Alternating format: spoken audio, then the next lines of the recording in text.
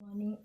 कल हमने सिलोजिज्म का रूल 1 देखा था और आज हम इसका रूल 2 देखेंगे। तो जो रूल 1 मैंने आपको बताया था, तो रूल 1 में क्या था कि जो भी कथन दिया हुआ था उस कथन का दूसरे कथन से कोई भी रिलेशन नहीं था, यानी कि सारे कथन सेपरेट थे।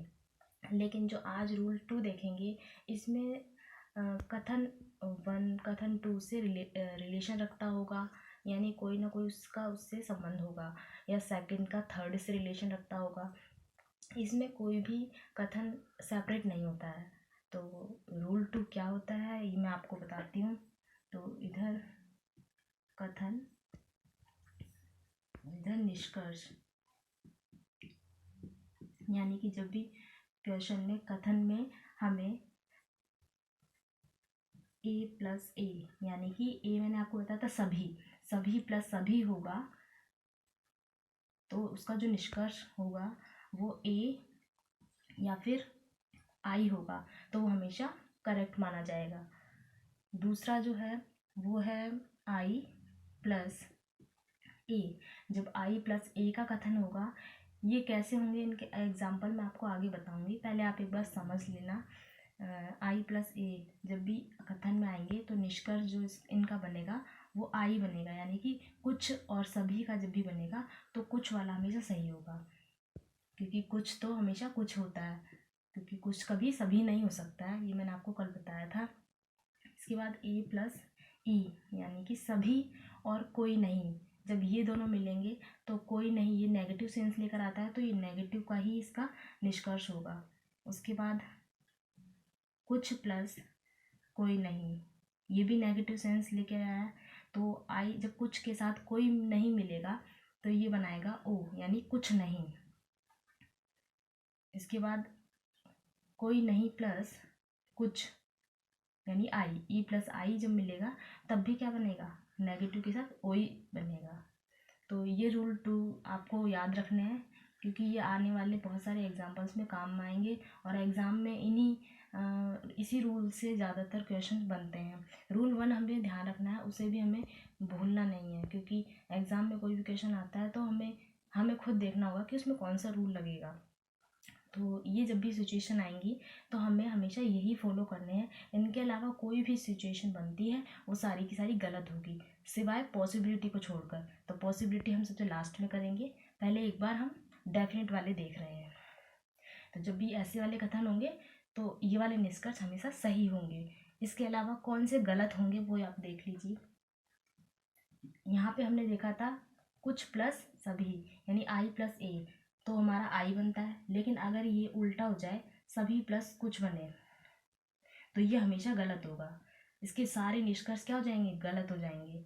उसके अलावा कुछ प्लस कुछ, इसके भी सारे निष्कर्ष गलत हो जाएंगे।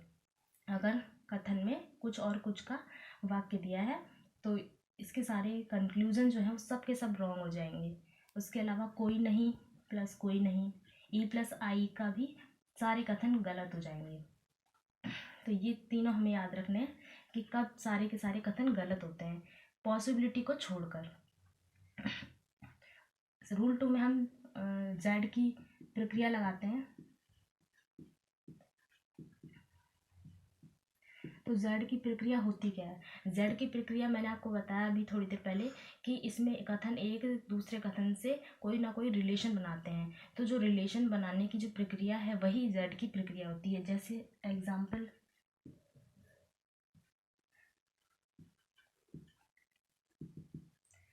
सभी किताब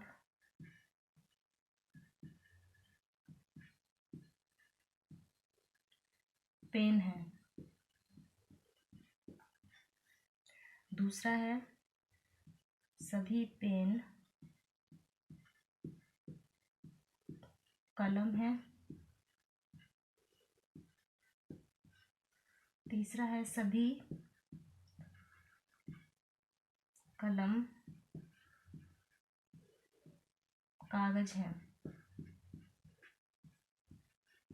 अब आप इन कथन में देख लीजिए, जब कल हमने किए थे एग्जाम्पल, तो जैसे इसमें अगर किताब और पेन है तो कहीं पर भी किसी और सेंटेंस में किताब और पेन नहीं आया था, सारे के सारे अपने आप में सेपरेट थे। लेकिन यहाँ पे हमने क्या किया है सभी किताब पेन है। तो जो पेन है पहले वाक्य का दूसरा शब्द और दूसरे वाक्य का पहला शब्द, ये दोनों क्या है, इक्वल हैं।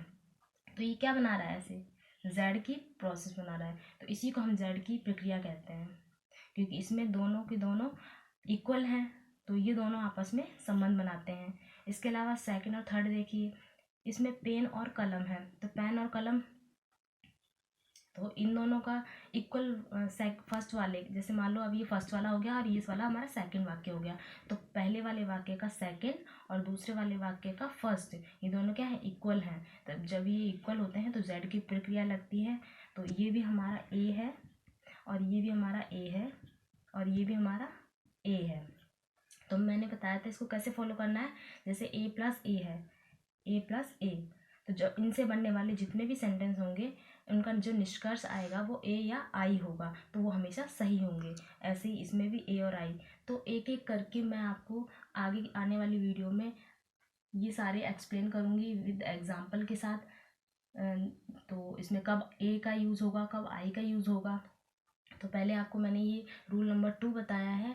आगे आने वाली वीडियो में आपको मैं इनके एग्जांपल बताऊंगी और आप इनको धीरे धीरे समझते जाना। इससे आपकी सिलोजिज्म की एकदम प्रॉब्लम खत्म हो जाएगी और विदाउट डायग्राम आप इसको एकदम जल्दी फास्ट एग्जाम में कर सकते हैं। तब तक के लिए बेस्ट ऑफ लक।